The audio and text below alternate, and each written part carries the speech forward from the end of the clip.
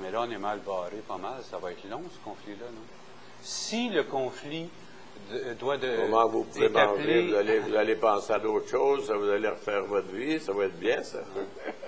Si ce conflit-là est appelé à devenir un conflit marquant dans les relations de travail au Québec, comme on le prétend, en tout cas, ben oui, nos mais dirigeants syndicaux nous l'ont pourquoi même dit en est-ce que les autres qui sont générale. dans le même métier ne viennent pas vous rejoindre? Ouais. C'est ça que je comprends pas et que j'ai jamais compris. Mais si ça devient un conflit marquant, ça va devenir un conflit marquant en bien ou en mal au niveau des relations de travail au Québec? Ben, ça va être en bien, je veux dire. Ils vont apprendre à vivre.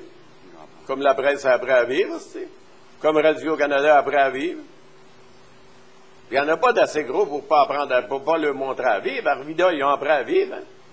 C'est ça. Il n'y a jamais eu d'autre solution pour les travailleurs, pour les travailleuses, mon cher. Les boss, ils commencent à négocier quand ils commencent à avoir peur de perdre de l'argent. Moi, j'ai fait ça depuis les années 50. Hein, des crises de mémoire. Je passais des nuits à faire des mémoires, avec des économistes, la montagne de l'Université du Québec à Québec, tout ça. Ils regardaient ça, oh, c'était bien aussi. Tant que les femmes ou ben non, les gars dans le vêtement, ben non, dans n'importe quelle industrie, parlaient pas de se retirer. Puis on a fondé un fonds de grève, puis il devait avoir un fonds de grève qui est l'équivalent au moins de l'assurance chômage. Tu ne veux pas m'avoir si je m'en vais sur le chômage de mon propre gré. Fait qu'il niaiserait de voir les gens pas crever de faim pendant ce temps-là. Hein. Savoir qu'il n'y a pas d'autre solution. Il y a un tas de jeunes qui sont arrivés là, puis tous les avantages qu'il y avait là, ils ont pensé que ça va tomber du ciel, ça. Hein? On le sait quand on a commencé les 40 heures. C'est ça. Le syndicaliste, il a fait avancer la population, puis a rendu service à la population. Pas rien qu'à la classe ouvrière, à toute la population. C'est un facteur de prospérité parce que ça fait la distribution de la richesse. Pas assez, par exemple, pas assez. Quand tu regardes les salaires qui se prennent, ces crises-là, mon cher, hein, des millions par année, puis marche par là, puis je monte ici le baveux qui a mes filles dehors, là, hein. On est patient, tolérant et peureux un peu. Je vous dis pas ça à vous autres parce que vous avez le courage d'être sur le trottoir.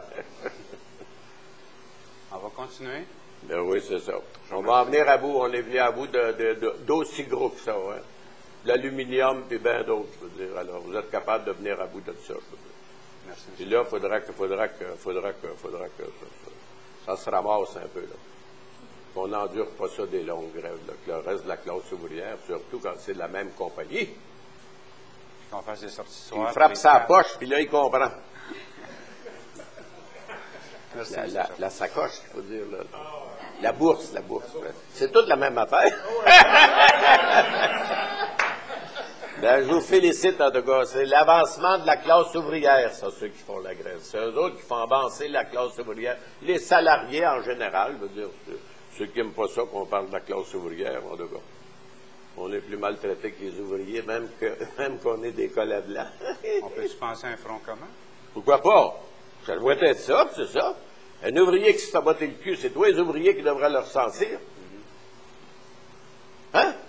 Surtout quand c'est la même business. Le même baveux. Puis ces gars du Journal de Montréal décidaient, on va arrêter une couple de jours là, par sympathie pour nos confrères. Là. Oh! Il va voir les juges, les gars de les juges, fuck you, on se torche avec vos papiers. Hein. Vous n'aurez pas le journal pour vos la force qu'on pourra avoir. On se fait baver, ben, en tout cas. Moi, j'ai pas d'affaire. Je vais surtirer. Moi, j'ai pas d'affaire à vous parler. Il y a beaucoup qui vous écoutent. Oui, c'est bien. On va passer aux questions. Oui, d'accord. Je suis pas venu pour vous parler de politique. Je suis venu pour vous féliciter parce que c'est comme ça qu'on fait avancer les affaires. J'ai jamais vu d'autres moyens que pour faire avancer les affaires. C'est pas vrai que les boss, ils courent au-devant de toi pour t'améliorer ta situation, hein. Mais là, M. Chartrand, devant les situations qu'on vit présentement, okay, ça fait 5 semaines qu'on est en grève. Et puis, à cause des injonctions, on a tendance à vouloir rester bien sage. Puis là, on manifeste juste avec des pancartes. Mais vous n'aviez pas eu Mais je te l'ai dit, si tu veux voir ton boss, tu passes la nuit avec. Mais pas sur la ligne de piquetage. C'est ça. La ligne de piquetage, c'est sacré, ça. C'est pour faire connaître notre opinion. Après ça, on essaye de convaincre le monde comme on peut.